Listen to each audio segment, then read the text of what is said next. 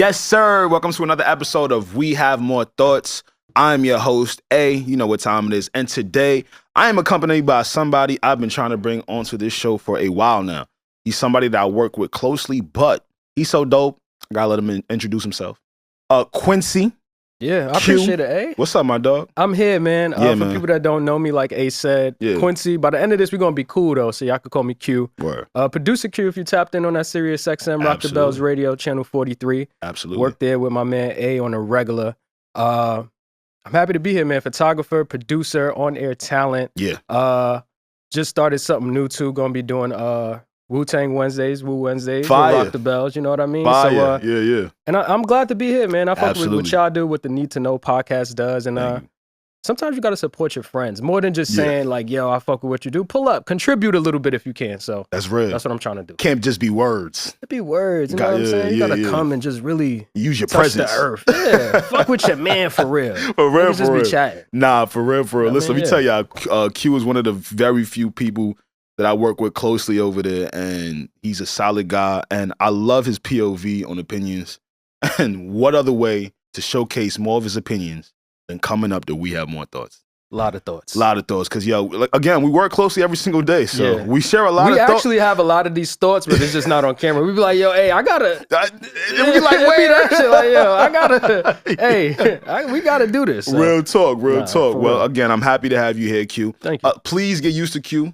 He just might be a regular around. We have more thoughts. Fuck around and find out. The more you fuck around, the more you're going to find out. Absolutely. One thing I like about Q, he's also big on sports. Oh, yeah. So today we will be hitting on some sports. I know usually on the Need to Know podcast we don't get to it, but that is the reason why we started this, so we can kind of hit topics that we usually don't get to. But first things first, I want to start off light. Okay. And you mentioned this to me earlier this week. And you said there's an importance of a social media or how important is a social media? I was questioning the social media presence. Really? Like, how important is it for you to be active on social media? You know what I'm saying? Men, female, and in different ways, because I feel like I got homies that are anti-social media. They're not on social media at all. And then we all have those friends that probably post too much. Like, yo, just woke up, scrambled eggs. Yo, I cracked the egg by mistake. Like, fam, it's too much social media. And then there's that right medium where you give them just enough to see what's going on. Yeah. So I wanted to get your take on it. What do you think is the importance of social media? Like, and where do you stand? Because I feel like those are the three tiers. It's like that bottom tier where you're just not active at all. Yeah. That middle tier when you're giving them a little something, and then the person that's just posting every single day. Every single day. Like, fam. Yeah. I feel like, to answer your question personally, I think a social media presence helps your ego and can also help your pockets to an extent. And it can also hurt both of those things. You're talking right now. You're definitely talking right now. So I think I find myself in that medium, in that middle range. You're tier 2? Yeah, I'm tier 2. Okay. I'm tier 2 where it's like, all right, I'll post. You'll see things of the podcast. Yeah. All right, you'll see me from time to time. I'm going to use my Instagram story, but again, you're not going to see me taking the shit on the toilet, talking to y'all with my breath that's kicking, but y'all don't know because I'm recording through a screen. Like, you're not going to get all of that. You know what? Hey, I left out a tier. Please add it. The niggas that be crying. That's a whole... No, listen, that's the Patreon version of social media. You know how you get you pay a little extra? That's the extra. That's the extra version right there. When you get to see him cry. Crying is crazy. Because that's not the natural cry you was giving them. You have to build that back up. You got to hold the phone while tears is falling. You can't even really see where the tears is falling while you holding the phone. It's that joint and the hospital joint. The hospital bed joint. Yo, just got hit by the car. Shit crazy. Not sure if I'm gonna make it, so just in case. It's that tier. But and it's like you make it hard for me to really feel bad for you when you're doing that because I want to, but it looked like you're making a spectacle out of it, right? Yeah, and that's not good. For me though, I like that medium tier too. Yeah. Whether it's a friend dealing with a woman, anything like that. Not too much, but just enough so people know what's going on. Yeah. And I feel like it's an important way to stay connected. There's people that you don't see on a daily, but you feel like you know exactly what's going on in their life. All the time. Especially if it's really good, like life milestones, having a baby, getting married, graduation, you know what I'm saying? Yeah. Any type of, upgrading your life, something good that's going on. A lot of people go to social media and share that. So I think that's important. You want to see your circle, people that you're familiar with, grow and share that with the world. So I think that's important for social media. Do you think it hinders us, Q, because we work in this space, we work in the entertainment industry, Yeah. and our peers, right, on paper, a lot, and salute to all of them. Salute. I know what kind of salute that was. Early salute. Salute to them. Again, I got no problem with people doing what they're doing with their careers and their lives. Again, we're all different people, so I understand it. I just feel like in our space, right, and I've received this a lot. Sometimes people see me outside and they go, "Are you here?" I'm like, what the fuck you mean, am I here? What is that? What does that mean? Oh, yeah, like, because, you know, sometimes when I'm on your Instagram page, like, you just be posting music. Well, yeah, I enjoy music. Right. Am I allowed? Am I allowed to post it? Right. So I just feel like certain people might just assume that we're supposed to show everything because we're in this space. Because maybe it might breed some new opportunities. What do you think? It could. I think it's tricky, though, being in that space. Sometimes you also don't want to feel like you're doing too much when you're in that space, right? So you want to value that space that you're in and say, nah, I'm not going to pull the camera out. We've seen that a lot, too. If we're in the studio, we have guests. You got to pick the right time to do the camera thing and just right time to just chill and just be like, yo, I'm going to post what I post. Like, even on my social media, I'm at Witness NYC on Instagram. I try not to lean into the celebrity stuff too much. I mean, we're blessed and grateful to be around them when we can and do certain work with them. But I like to just grab my camera and go out and do street photography and just more, I guess, natural shit and shit that I'm more passionate about. And it may not necessarily be something that is like eye-catching, like you with the music shit. You like music, like you just said, right? So you're not looking for 1,000 likes on your music post. It's just like, yo, these are the new singles out there this week. This is what I'm bumping. This is what you might like. And it's the same thing for me. This is a visual I saw this weekend. This is something that I'm passionate about. And I'm going to just throw it out to you. You know what I'm saying? See, I love how you mention that. Because, you see, like back to music, right? Yeah. It's like, all right, cool. I'm going to show you what I want to show you because I'm trying to market myself maybe a certain way, right? Right. But see, this is the thing on the other side of that. People might think you hiding yourself or you hiding who you are behind your likes. Now you're talking. Right? And the whole time it's like, yo, dog, don't we have food blogs for a reason? Right? Don't we have fashion blogs for a reason? We're prioritizing the thing that we want to prioritize. I don't think that it makes me any different. What do you think? I like that point a lot because people do be like, oh, you could be hiding this or you could be hiding that. But it's just like, I also want to leave something for the imagination, right? So you might not get everything, every part of me from social media, but there might be enough for you to have some type of interest that if we work together, if we do something together, you'd be like, oh shit, Q, I didn't even know that about you. Exactly. I didn't even know you was into this. I didn't even know you were into that. Yeah. It's like, cool, let's have a real life conversation now. Off it up. And figure out who I am, who you are, and what we like, what we don't like, as opposed to just flooding my social media with every thought, every single thing. I'll tell you that sometimes too, like, yo, hey, I was going to post this, and it's just like,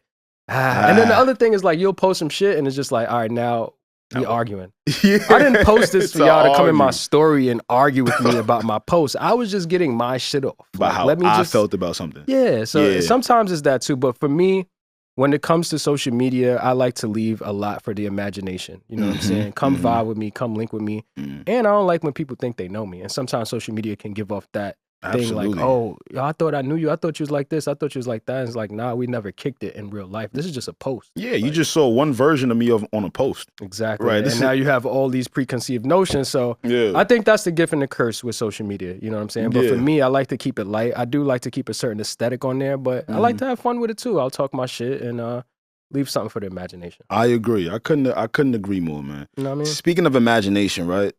That's where I thought Adam Silver was living when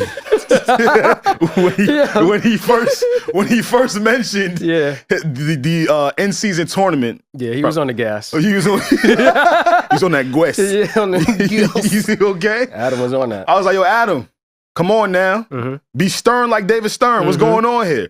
At the time, you know, we're fans, right? Very invested fans. If you guys don't know, as of right now, this is a Lakers podcast. We broned out up here. Okay, we all the way broned out. Yeah. All right, pause on the play. Okay? If anything needs to be paused, pause it, but bron that guy. And we share that same sentiment. Facts. Okay? Now, as a Laker fan. Yes. We are at a time of recording this where the in-season tournament has concluded. It's done. It's done. The Lakers were the inaugural winners, meaning they were the first ones to ever. More wins. Take them more. Come on. Okay. All right. At the time, though, Q, I ain't gonna lie to you. I couldn't see the vision. You ain't see it? I ain't see the vision. I wanted to ask you before we got further into that. Did you see the vision of the in-season tournament when Adam first announced it and nobody knew what was going on? I just recently saw the vision when we won. Like, this is a new vision that I'm just like, I just got it. You just got glasses. Yeah, like it just, you know when you see and the shit got clear? Oh, shit. Yeah. I'm just now seeing it because honestly, when it first started, like I heard it and I'm like, all right, well, what part of the season is this going to take place in? Yeah. And clearly they wanted to get it out the way earlier on in the season when players are still healthy. Right. And there's lackluster of energy, right? Obviously, when the season first starts, it's like, yeah, the season, then you get to that dead point where it's like, people starting to rest. People was like, All-Star break is coming up, things like that. Yeah. So when I saw it was right before Christmas, I'm like, all right, this could be a vibe. So then this tournament starts, and I don't really understand what's going on. So still, like, we just noticed that the courts look different, right? We was like, okay, we'll turn on TV like, oh, that's fire. Like, oh shit, AAU. I don't know what's going on though. What was going on? Right, so I turned on the TV. It might have been like a Bulls game or something like that, right? And the court is looking crazy. And I'm like, okay, I like this. Y'all putting some money into it. Y'all putting some visuals into it. But then I don't really understand the seeding. I thought it was one and done from the start. I didn't realize you had to win a couple games to get into that one and done area. Yeah, me either. So then when we got into that one and done area, that's when I really got a good grasp of it. And I'm like, okay, this is how it's going to go. It's really like a college format, and I think there should be tweaks to it. I think they can add more teams. If I had to ask you right now, send me some tweaks. So you would add more teams? I would add more teams because there were a few 3-1 teams that didn't make it. Got you. Like they didn't make it. And 3-1 is pretty. 3-1 is good. Straight, I think the Lakers went 4-0 just to get into it. So Absolutely. if you went 3-1 and I'm not even in the dance, it's just like damn, because it's a one and done. Right, and then they were doing it by point differential. So yeah, people didn't like that. I think they have to figure out different ways, different tiebreakers, because it was getting awkward in NBA games where people were fouling intentionally in like early fourth quarter, and it's just like they did like a hack of Drummond one time. I think it was just getting weird, and then like the coaches didn't know what was going on. So you know, it's been a little touchy in the NBA lately. They want the smoke, so people's like, "Yo, you trying to run up the score? Like, what's going on?" Coach had to explain, like, "Yo, this is for the in-season tournament. We trying to qualify." So I think those are some tweaks that they can make to it to make it a little bit more watchable and also more respectable for the game. But overall, I love the idea now that I know what's actually going on. And in hindsight, you know, I'll tell you another thing that I just learned like you in hindsight. Multiple people were paid. Did you know that? Nah. Wait, who got paid? I'm going to break it down for you. Tell me the numbers. I just found the numbers out, bro, right? So first place, of course, right? Because that was the entire discourse between the entire in-season tournament. Right. 500K's on the line. Right. What I didn't know was second place actually received 200K. Oh, shit. Third and fourth received 100K. Oh, shit. And fifth through eighth received 80K. Oh, so everybody got paid. Everybody got paid. Everybody got paid. Everybody feels. Look, when everybody gets paid, everybody feels good. There you go. You know what I'm saying? Ain't no problems. Ain't no everybody beef. Getting paid is a great thing. I knew about the second place joint, but they didn't really advise that other money too much. That other money. And they probably didn't want to advertise it because if a fan knows that the loser getting 50 rags. Hold on. Wait, what happened? I got one. Take a little time out right here. Remember when you told What I said? That T-Mobile joint that they don't advertise? Yo, let me tell y'all right now, I'm about to snitch on T-Mobile. You heard? I'm not even a snitch. Yeah. Yo, listen. Yeah. Thank you, Q, for bringing that up. Yeah, I just thought about it. Thank you, Q. We're going to get right back to sports. We're going to get back. Shortly after this. If you got some people over 55 that you call ma and pa, all right? And that phone bill, 2, 3, 4, 500. Talk to him. Don't you worry. Your boy A to the rescue. I used to work at T-Mobile. And what Q was explaining is, they're not telling y'all that they got a 55 and over plan. All right? That's crazy. Yo, T-Mobile, get an ad for this, man, because I'm really bigging up right now. All right? And if your people is 55 and over, the bill is $55. That's it. Straight 55? Straight 55. I could fall asleep on the phone like I'm 16 again. There you go. Yeah. Like, you remember we had to wait till 11? That was a different time. That was a whole different time. That was a different type of love when you just fell asleep on the phone. Oh, my God. Face is sweating. Yeah, you hang up. No, you hang up. Somebody going, now. And just like, yo, let me call you right back. Like, let me now the you. kids do FaceTime to sleep. Yeah, that's crazy. That's nuts. But yeah, that was a little intermission. That was a little intermission. So again, go check that out. T-Mobile mad. T-Mobile mad as hell. I'm sorry. But the fans would have been mad as hell if they introed that, right? Like the moment Adam Silver was like, okay, first place 500 and last place 50K, I don't think it would have been as enticing. Right. And also another thing that they're thinking about for maybe next year is securing a seventh playoff spot for the winner. I saw that. Yeah, you saw that? I'm not sure how I feel about that. Oh, elaborate. This is the thing, right? Yeah. It's early on in the season, and I think to win the tournament, you have to win 7 games. Right. if I'm not mistaken. I think 7 or 8, yeah. The Lakers went 4-0 to get into the tournament, and then I think it was 3 rounds from that point. Yeah, I think it was 3 or 4. Yeah, 3 or 4. I know correct us if we're wrong. Leave in the comments. We're still learning, Adam Silver. So. But what I'm pretty much trying to say is I don't think there's enough games that you're winning to warrant an automatic playoff spot. I see what you're saying. That's where it gets tricky at, because how are you going to tell somebody, all right, so we can do whatever we want from this point on because we won these 7 games. Right.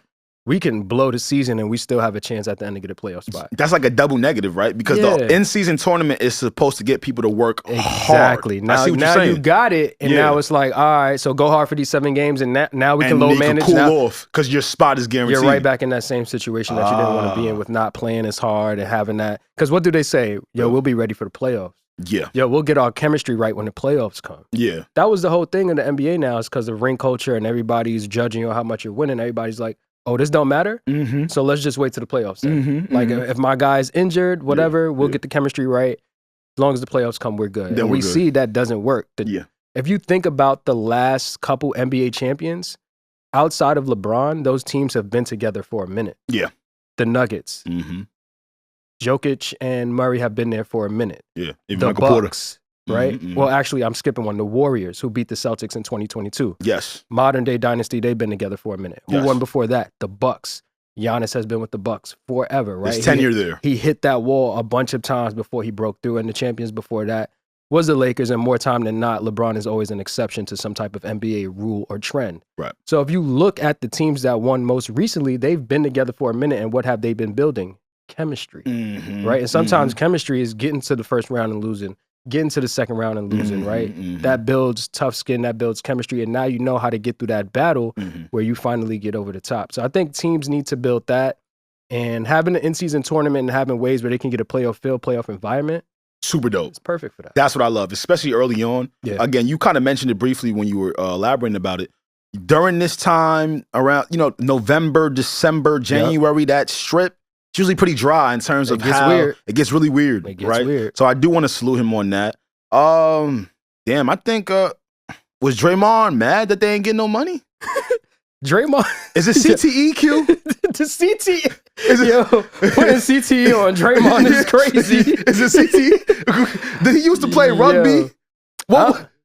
He used to play football, right? Yeah, I could tell he was a linebacker. He went to football school. He went to Michigan State. He did. I don't know if it's CTE. I don't want to put because that's what they go to now. Anytime somebody trip out, it's mental health. And I'm all for mental health, but we got to stop doing that. Like, sometimes niggas just be tripping. Not everything is CTE. Not everything is that deep. It don't need a diagnosis. Sometimes you could just be like, yo, hey, you was bugging, bro. You was bugging out. Like, my fault. I had a bad day. I don't think it's CTE. Draymond has always built out that type of attitude. That's what made the Warriors. They needed that tough guy. But I think now that they're not winning, the tough guy role looks a little different, and it comes with more frustration. You just hit it right on the head. You know what I'm saying? Everything gets overlooked when you're not. When you're winning. not winning, you know what I'm saying? Winning cures everything. When you're not winning and Draymond is tripping, you're like, yo, he's bugging. Yeah. Like, and that's what I think the situation is with Draymond is. The dynasty is kind of coming to an end. We don't know what's next for the Warriors. Clay isn't playing that well. So it's like, Draymond comes in, he's going to try and lift your spirits. He's going to try and get the team going. Yeah. But when that doesn't work, right? When snuffing somebody off a 360 punch doesn't work, how do you win games now, right? What does that look like for the Warriors? So that's where I think Draymond Green is at with it. I really don't, unless he has something going on that we don't know about. You think he just tripping, that's it. I think he's tripping. Let me break some shit down. I think he's just... punch the shit out of Jordan Poole in practice. Okay. We just want to attribute that to just tripping. But that's it, Q. He's just tripping. Okay, huh? He took Rudy Gobert. You're right. Okay. Put him in a fiend. And turned him into taffy. Okay. I kind of watch that clip often. Me too.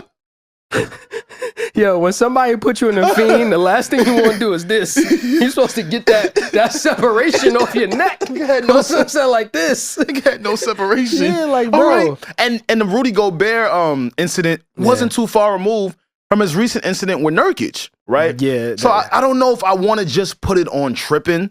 All right. I heard I heard Kevin Durant say to a reporter that this isn't the Draymond Green that he played with. I heard his coach in support of him being suspended indefinitely. Right. So it kind of looks like, all right, cool. Usually the people in the house with you, they'll understand you, right? Right. Especially for what you do for organization, right? He's always been the brute force for the Golden State Warriors. He has. We know that. He's important. He's needed. The rest of them ain't doing that. No. All right? Especially not they big man. Not Festus Ezeli. What they call that nigga? Festus Ezeli? What they call him? Oh, what they call him? You know the big over there? What's the big name over there on the Warriors? Looney? Yo, you brought back Festus Ezeli? And I'm not calling no grown man Festus. That's what the mama called him. Got called. Why you named after some type of holiday or something? Shit. Okay. Your name is Festus. That's crazy. Nobody was ever happy to see that nigga either. Yeah, never. Anyway, right, we knew that he's supposed to be the brute force of the team. Yeah. But when now the people close to you who understand what your role is supposed to be are no longer defending you, it kind of may look like it's something else, no? No, I'm with you on that. You know what? I had to do a deeper dive. It could be deeper than that. I was watching The Herd on FS1, and Colin Cowherd had an interesting take. He said one of the things that's going on right now is Draymond Green doesn't have his podcast, if you noticed. Yeah, I haven't seen him He has pod up. not been podding, and the reason for that is they're in negotiations right now. He's under the volume with Colin Cowherd. Right. Colin started this network to have, different sports shows under his umbrella. Shannon Sharp is under them, I think. Jeff Teague's podcast is under them now. He has a few under there, and they're in negotiations right now. So obviously, I know probably later on in this pod, we'll talk a little bit about the sports list and get into that. But Colin is one of the people on that list, and so is Draymond. And Draymond is ahead of Colin on that list, right? So now it gets tricky. What happens when you're ahead of your boss on these lists? And it's time to negotiate. You got to pay me more than the boss. Right. So now it gets tricky because the volume is still kind of a startup situation, right? So you don't want to throw all your bag at one talent. Now all the talent comes looking and they're like, yo, you gave Draymond what? Yeah. I will say this though, Q, I ain't gonna lie. It is not easy to do a podcast by yourself. Nah, it's not. He comes on straight after the game. Straight after the game, like, I ain't gonna lie, we lost by 12. This is what happened. Right. All right? But when you don't have that outlet anymore, right, that's one of the things. People that get angry, people that have these anger issues, they need an outlet. They need a way to get that shit off, right? Mm-hmm. And when you don't have that podcast outlet, how is Draymond letting off the steam? Yeah. Where is his safe space to say, yo, this is what happened. This is what's going on. This is how I feel about it. There you go. Outside of a post-game presser where you're giving your clips to another media outlet to do what they want with it. Yeah. So it's probably more than Draymond is just tripping. It could be, is he able to decompress and get these feelings off when the game is over? Is something going on at home? I don't really like to talk about people's family business. Would know, right? Yeah, but nobody would know that, right? Is there something going on locker room wise? That's supposed to be the safe haven for the NBA, but we don't know what's going on in the locker room. Are people turning on Draymond? Bob Myers is not part of the team no more. He's not. He was the GM. On ESPN. Yeah, he was somebody that would always rep for Draymond, within that culture, within that organization. So Bob is gone, and now you're getting in trouble, and everybody's like, yeah, it's kind of valid that you're in trouble. Who's the person there that's like, yo, Draymond, you're going to be good. Yo, maybe they shouldn't suspend you for this long. Maybe you need that. So it could be a lot of different factors why Draymond is tripping right now. I'm going to add another one. Just a little theory that I'm seeing on the internet. Hit me. Some speculations. Okay. Could it be a case of him running down the Europeans? Oh. Is he tired of the Lukas of the world? Or is he tired of the Nurkic's? You know what? And they are taking over the NBA right now, which is a little bit crazy. It is a little bit crazy. If a couple years ago I told you like, yo, Joker's gonna be the best player in the NBA, bro. Before they won last year, I was fronting on niggas like, no, he's not. I'm still fronting on him. Yo, Q. I'm still fronting on him.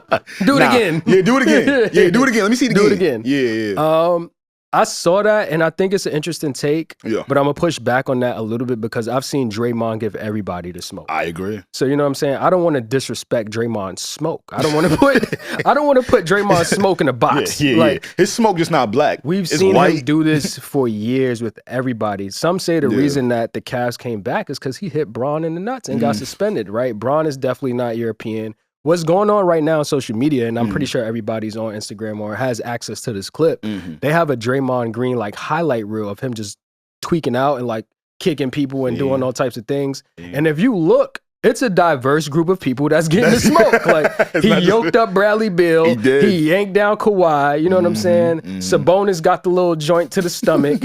Steven Adams caught one to the family jewels, but it's everybody pushed up on Harden, even before Chris Paul got to the Warriors, they openly said, like, yo, we hate each other. Like, we have smoke. Chris Paul said, yo, I don't like Draymond. And Draymond said, yo, I don't like Chris Paul. Like they had to have a like meeting of the minds and just clearing up the air. So I think Draymond has had the smoke for everybody, but I will say more recently it has been seeming like it's like European players and stuff like that. But then again, he punched Jordan Poole in the face. He definitely did. I was like, there's diverse smoke.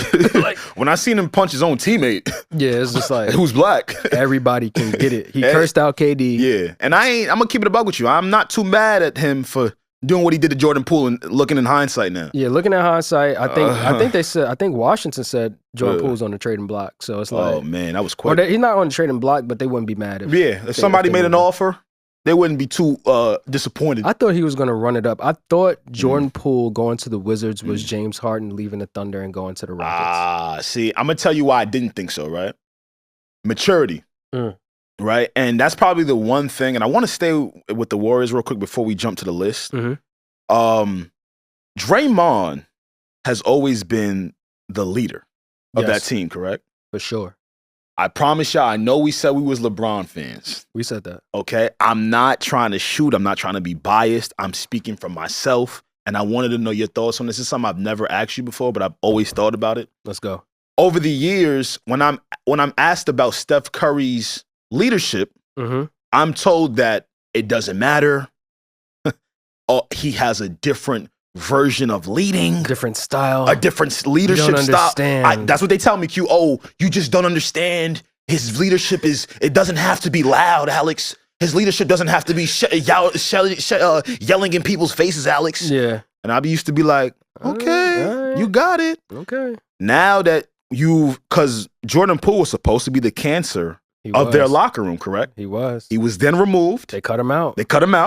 But the cancer's still going. Still a little sick. It's still a little body's still a little sick. Still not looking too healthy in there. Body's still a little sick. So I wanted to ask you what you thought about Steph Curry's leadership and, especially compared to other superstars throughout the league. I just don't feel like other superstars would have been granted the same leniency in leadership style. I think that's a great point. Steph Curry's leadership is there, but I don't think he is. I think we said that already. He's not a vocal leader like Draymond, right? So in a situation like this, we always do this. We revert everything back to LeBron, right? It's like, what would Jesus do? What would LeBron What would LeBron do? Right? If Draymond was on LeBron's team, first of all, do you even think he would be acting like that? No. You know what I'm saying, right? Because there has to be somebody kind of above you that you respect that can rein you back in and say, yo, bro, all right, it might have happened once, but you can't punch this dude. You can't kick this dude in the nuts. You can't, he's just coming back off something and he's right back into something again. So I think there is a lot to be desired when it comes to Steph's leadership. And I think Steph is a phenomenal player, but I think he can do more. And again, we might not see this. Maybe he's doing something in the locker room that we don't know about. Yeah. And we're not privy to that information. So we just have to take it as if we don't see it. You know what I'm saying? We don't know. But I think he could do more as a leader to rein Draymond in. He's a 4-time champion. He's an MVP of the league. Obviously, he's the best player on that team right now. What are you doing to say, yo? Like, even if you got to go in the locker room and just flip out one time and just be like, yo, we can't do this, Draymond. We really need you. We need to see that from Steph. Even when all of this is going on, I haven't heard too many sound bites from Steph. I've heard Steve Kerr talk. I've heard a lot of people talk. I haven't gotten too many sound bites from Steph, though. So that's interesting. And it just makes me think about, and we don't got to go to LeBron. If that was Kawhi, if that was Paul George, if that was Luke, like if there were just other superstars in the team that had that exact same scenario, accolades, and accomplishments, I just don't think they would have been granted the same amount of grace. But again, we'll wait. You said we were going to talk about Complex's sports list. Yeah. Oh, we got to get into that. We got to get into that. We got to get into that. The media sports list ruffled some feathers this year. Those were featured. It's always a list. That's what lists do. It's the list. They make you feel a part of or excluded. Yeah. Ain't no in between, right? That's where we are on Complex's media list, I think it was topped with the likes of Joe Budden, Charlemagne the God, forgive me, academics. Academics is definitely on there. Right. So forgive me if I'm forgetting about any other names, but those are the top. Carisha, please. That ruffled some feathers. Carisha. They was mad. Drink champs. They was all on there. Drop them. They was all on there. Listen, man, just step your hustle up. If I could drop 2 episodes a year and still be top 5, work smarter. Step your cooking game up. What you want me to say? Step your shit up. Gotta step it up. But I wanted to highlight the Complex sports list. Yeah. And we don't have to do the entire list, but I hear from our conversations, Q, you're a big FS1 guy. I go FS1. Yes, I go FS1. I'm a big ESPN guy. Okay. Okay. And maybe I'm a little bit biased, and maybe you're a little bit biased. Unc is my man. I love Unc. Uncle Shannon is my man. Love Unc. Stephen A. Smith should have been number one. Ooh. Stephen A. Smith should have been number one on that list. Stephen A. Smith came in something for that too. Okay. All right. And I want you to remember that. Something for that too. Stephen A. Smith came in at number 2. Shannon, of course, was number 1. Again, big kudos, big flowers to Shannon. He's had a crazy year. Okay. An amazing year. An amazing, crazy year, right? Started at FS1, ended towards the tail end of it with ESPN on First Take with Molly and Stephen A. Smith. And I think Unc should be on there more. Absolutely, right? Like, it bothers me that he's only on TV twice. But you know why they do it, though, right? Because they want the rest of the Dan Orlovsky's. They want everybody to eat. They want everybody to eat, but I'm with you, right? Monday, Tuesday is when Shannon is usually featured on ESPN. Yeah. I just wanted to talk about how overworked Stephen A. Smith has been. Yo, he's everywhere. They don't let him sleep. Yo, the other day I seen him on TNT. I said, what is he doing here? Bro, what is he doing with Shaq and Chuck? Bro, Shaq and Chuck already won Emmys without him. Right. They still felt the need to add him. I think it was because of the in-season finals, right? We don't even understand the commentary on the in-season tournament. The media coverage of the in-season tournament is confusing. We don't even get it. I don't get it. But I will tell you, as an ESPN watcher, Get Up is the first show of the morning usually on ESPN. You up for that? Yeah. You need to relax. I don't. You're working like Stephen A. I know. That's why I'm defending him. When you relate to a nigga, Q, waking up at 6 and he's already dressed up and running. That nigga be ready to go. That nigga be in a 3-piece suit at 4:30. You brought up Get Up. Yeah. That's a little bit before my time. I'll be getting up. Respect. Okay, and that's Mike Greeny over there. Nah, I fuck with Greeny. Yeah, he's great. He's great. And we see where, of course, they're all in the same ESPN studios. Yes. Stephen A. First Take will start at 10 a.m. Mm-hmm. Stephen A. sometimes will go to Get Up. He was. Go talk over there for a second. As soon as he get out of there, he do First Take for the next 2 hours. Who's our new guy on ESPN? Oh, I feel so bad. Pat McAfee. Pat McAfee now is the 12 p.m. slot on ESPN. Which used to be SportsCenter. Right? Pack that up. Pack that right on up. And I'm not even mad at it because Pat is dope. He does his live streaming shit, which I just realized. Yo, anytime you can do a live show on ESPN in a tank top, you that guy. And get paid for it? Yeah, he pulls up in a tank top. Yo, that shit is fire, right? Yeah, biceps just out. It's crazy. Well, I see his fucking hairs. Yeah, we spoke about men having their clavicle out. We might save it for another time though. Tuck that clavicle. Yeah. Anyway, again, Stephen A. will even visit a Pat McAfee, which is at that 12 p.m. slot. Yes, and then after he's done with that, I'll see him do his new show, the Stephen A. Smith Show, which is basically a TV show that's a podcast that looks like a TV show. Pretty much, right? Yeah. He speaks openly. He speaks freely there. I know Shannon has his club, Shay Shay. Anyway, I want you to go, and I'm going to say all of this to say, Stephen A. Smith, man, I think is the hardest working man in this business. I ain't gonna lie. But I got some pushback. I love to hear it. The list didn't say who's the hardest working person in sports entertainment. It said who is the most entertaining person in sports entertainment. So you gotta read. So you gotta read. So you gotta read what the list is saying people are, right? So you gotta read. So Stephen A., he's doing a lot of work and he's doing his thing. Yeah. But that doesn't necessarily mean that he's the most entertaining. I've never seen Stephen A. come on TV with a black and mild. I've never seen Stephen A. come on TV with a pint of Henny. I've never seen Stephen A. come on TV in a goat mask. You know what I'm saying? So when it comes to entertainment and really carving out your own lane and being like, oh shit, like this is somebody that is really going hard with this, I have no problem with Unc being there. And when I said I had some pushback, they announced this on air on ESPN. And Stephen A. looked a little salty to me. That's why I wanted to bring it up. He looked a little salty when they said Shannon was number one. And then Shannon did the thing, when you with your man, and your man feeling uneasy about something, so you start bigging him up. Yeah. Like, I gotta give Alex props. This is a beautiful studio right here that he's invited me to. If it wasn't for Alex, I wouldn't even be on the need to know more. How he did it. That's how he did it. Nigga Shannon said, I just want to start with if Stephen A. Smith, if it wasn't for you, I wouldn't have done anything I did this shit. And I said, that's a damn lie. If it wasn't for you, it's to cool you down. It's to cool you down, right? And I saw the look in Stephen A. Smith's face, but you're right though, Q. Most entertaining. Okay, when we look at these lists a lot of the times we assume it's a metric of your performance, right? Yep. Like how well you're doing something. Most knowledgeable. Yeah. It's not asking none of that because even Mason Cam were number 6 on the list. A lot of the times they may not have all the stats. They may not have everybody's name. Shout out to Mason Cam. Shout out to Mason Cam for sure. They may not have everybody's name pronounced correctly. That's what makes it better. It's entertaining, right? When you turn it on, it's a different vibe. It's a different take on sports culture. Yeah. So it may not be who's working every single show on ESPN, who's doing this, who's doing that. When I turn on the TV, am I entertained by what you're doing? Stephen A has been holding it down for a long time, and he is very entertaining. Yeah. But when it comes to Unc, I just think he took it to a level. Like sometimes the stuff he was doing on FS1, and he just started doing it on ESPN because it's a little bit different. Obviously, they're owned by Disney, and there's different constraints that come with that. Absolutely. But they both curse on their own shows. Yeah, he was doing certain stuff on FS1 where I'm like, yo, can you do this on TV on right TV now? right Like now, he's backing out like Fox will let you rock. Yeah, they Ask Trump. Yeah, they got that's that crowd. They'll let you take it there. They'll let you take it there, man. So it's like to see somebody do that, you know what I'm saying? I would like more of that from Stephen A. Like I feel like he does it when he does like the cowboy stuff, when he puts on the cowboy hat. Yeah, that's when he gets performative. He gets performative, but outside of that, you know what I'm saying? He's performative, but I don't think on the level of a Shannon Sharp. Got you. I see what you're saying. Like, again, we've seen Unc with the Black and Mile and the Henny.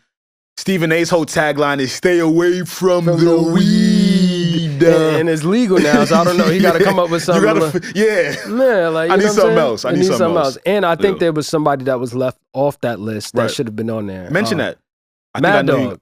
Ooh. And we work with Mad Dog. Yes, we do. Over at Sirius, and he's on First Take right now. He comes on First Take every Wednesday. I run into Mad Dog all the time at the office. All the time. Yes. And I think Mad Dog had one of the best sports clips, maybe of the fourth quarter. I don't want to say all year because sometimes you could be prisoner of the moment and you're not thinking about the whole year. Sure. But that sports segment he dropped when he said that he was taking edibles and he was going to his bookie Fat Rob and all of that. I said, why are you naming the bookie on air?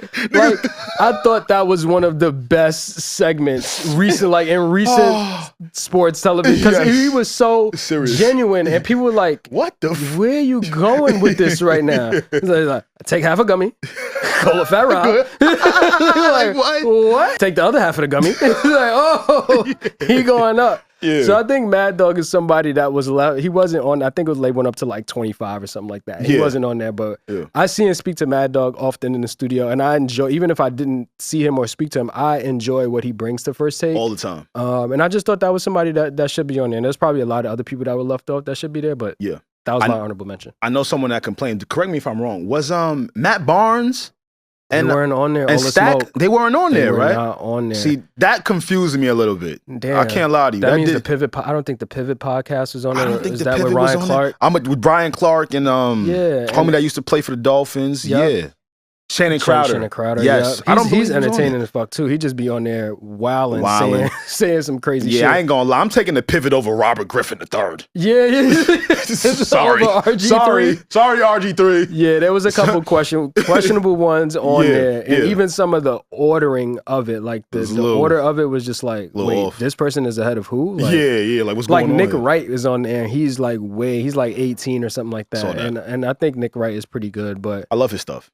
It's give or take, but the list, I feel for the most part, they got it right, and it was good to see a lot of people representing our culture. Absolutely. At the top of that list. That's what we need more of in the media space, sports media, whatever type of media. Yeah. Our people talking about our people and getting it right. I couldn't agree more. Please leave who you would have loved to see on the list. Who do you think maybe some missed snubs. Some snubs. If you agree with either one of us, leave them in the comments. We definitely want to see. For sure. Q. Yo. Q Peasky. We here. That is a bar from Gunna. That is a bar from Gunna. Okay. That is. And I wanted to speak about, shout out to Five. Five in the building right now. Y'all know Five from the Gumbo episode. Our OG. What's poppin'? That's our guy, you feel me? In-house protection. There you go. Yeah, in-house. In-house don't fuck around. Yeah. You know what I'm saying? He came with construct. Yeah. When a nigga, at any moment in time. Let me tell you something. When a nigga pull up, he said on purpose. I'm trying to tell you, when a nigga pull up and constructs Jesus piece in a trench coat, it's gonna get scary. Nah, but when a nigga like that pull up, that's when I get more confidence. He said on purpose. Now I'm showing my ass. Now, my man here now. Now say whatever. Now what? Yo, why you think I be saying whatever when I get up here? That nigga be in the corner. I just, you know what I mean? I just say my shit. Feel me? Yeah. Now I was having an argument at his crib the other day. He wasn't there though. I was arguing with his homie, my brother. I mean his brother, my homie Just, and his my other friend Greg. and we were having a conversation about Gunna being blackballed. And I don't believe that Gunna is blackballed. Okay? I know I'm gonna let you answer. I want you to formulate your thoughts on this. I know you're not a Gunna hater as well. Not at all. I just want to express to you how I feel about the situation. Okay. If you counter me, perfect. If you agree with me, cool. But this is just how I see things. Right. If I'm able to put out music without you niggas, because their point to me was, yo, he's being blackballed. None of his friends in the industry want to work with him, so he's being blackballed. And I get it. By definition, I get it. You're not being a part of a certain group. Right. Right, like being excluded from a certain group, a certain club. If you look up the definition, that's what it'll tell you. We looked it up. Right. I get that. With me, though, the way my brain work is, yo, use your brain. Use your common sense. Use your common sense. Look at it. Is this camera on me? Use your common sense. Okay? Is this camera on me? The way I see it is, if I'm able to put out solo music without y'all on it, no features, and sell more than you niggas, how can I be blackballed? Valid point. My argument to them was, all right, man, if I put out music without y'all and it flops and it shows that I do need y'all, all right, then I would agree to the blackball point. Right. But explain to me your thoughts on the matter. Would you agree that Gunna is...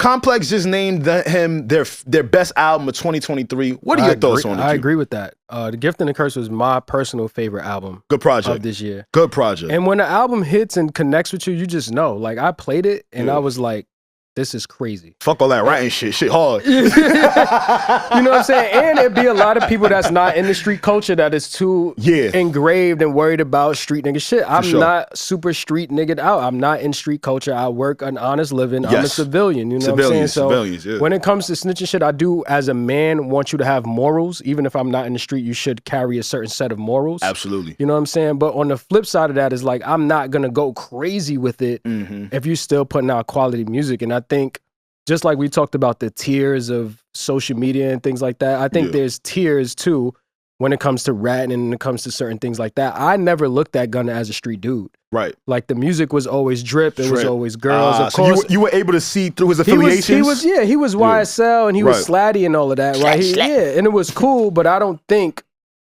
Gunna was doing necessarily the same stuff that Thug is being accused of doing. Right. You know what I'm saying? So when he takes a plea deal and it's just like, all right, do I sit here and maybe do 15 to 20 for some stuff that I'm kind of guilty by association? You know what I'm saying? Or do I find a way to come out here and try and make a living? And we don't know where Thug stands with Gunna. I think that's one of the most important things too.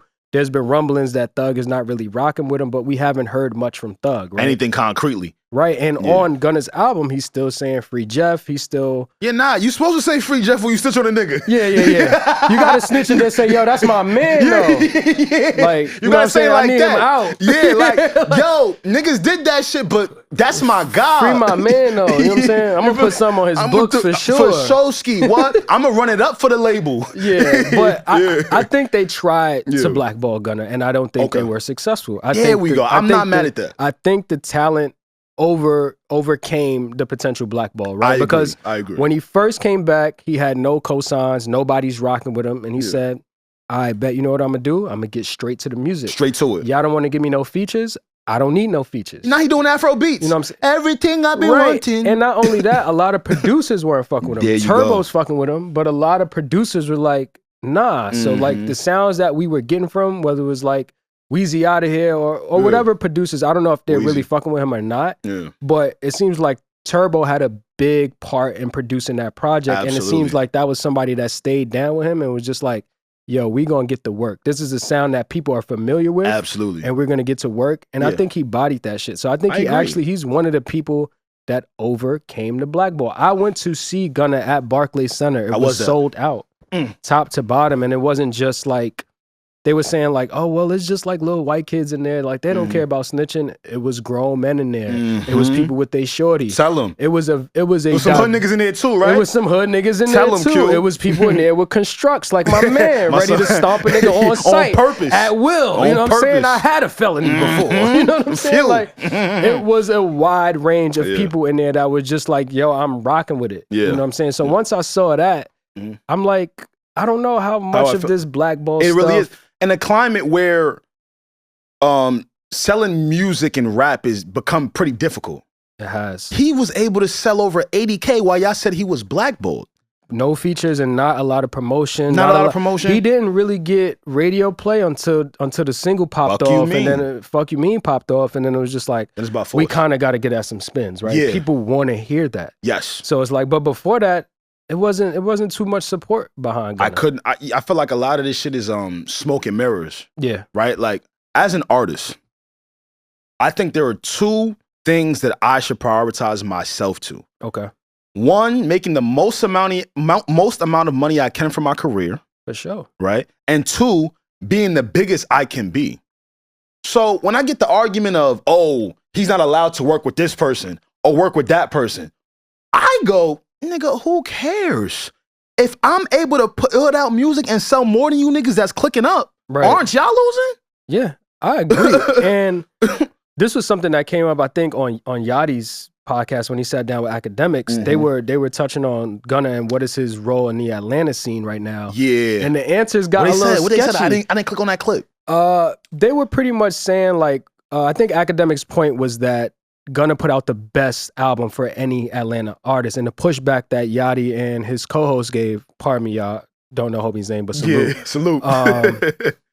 You probably don't know my name either. Yeah, salute. It's all salutes, you know what I'm saying? Their pushback was nobody from Atlanta put out an album. Like Yachty put out an album, but it wasn't rap. It was more kind alternative, whatever the case may be. Lil Baby didn't drop this year. Obviously, Thug is from Atlanta, but he was in jail, and that was kind of that was stuff that he laid already, right? That that they put stuff together. Heart that his shit ain't sound as good as Gunna. Future didn't drop, you know what I'm saying? He did. So they were like, well, who from Atlanta dropped? So that was the pushback, but I also think that was kind of their way to not say that Gunna did have the best album from an Atlanta artist this year. Not only Atlanta artist, I think he had one of the better albums this year. Absolutely. So not even to put him in the box of just like, yo, ATL stuff, I think he had one of the better rap projects from this year, and I think it's hard to deny that, but that's where it gets tricky, right? Because now Yachty's so cool.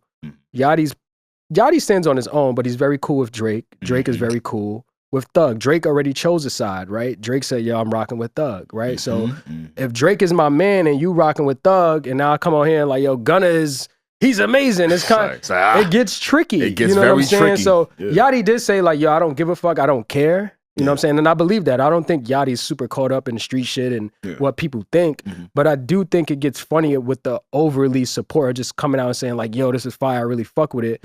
When a lot of your mans are fucking with Thug. That's where it gets tricky at. Absolutely. So that's where it gets like a little sketchy for Gunna. So many people still fuck with Thug and they don't want to just come out and say, yo, I'm rocking with what you're doing, because now it feels like it's Xing out this side over here.